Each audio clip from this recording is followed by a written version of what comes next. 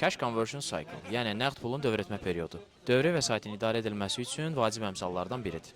Nümunə üzərindən baxaq, təsəvvür eləyək ki, ambar günlərimiz 10 gündür, alacaq günlərimiz 20 gün və ticari borc günlərimiz 12 gündür.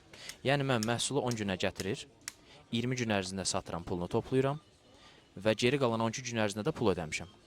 Bir daha deyək, 10 gün ərzində ambar qalığım, yəni məhsul 10 günə satılır, satılandan 20 gün sonra pulunu yığıram, amma paralelində 12 günə pulu ödəmişəm artıq.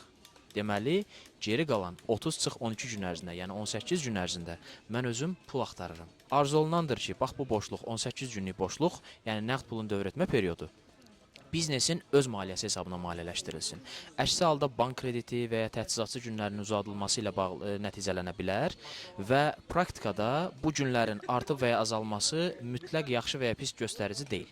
İstənilən halda səbəbinə baxmaq lazımdır. Ola bilər ki, nəqd pulun dövr etmə periodu artıb, çünki biz alacaq günlərimizi artırmışıq, səbəb də olub ki, yeni kontraktlar bağlamışıq, müştərilərlə daha yumşaq şərtlərlə işləməyə başlamışıq və yaxud da qarşımızda iri həcmli indirim var idi, çox məhsul almışıq, ani olaraq ambar qalığımız artıb və alacaq günlərimizlə paraleldə nəqd pulun dövr etmə periodunu da çoxaldıb.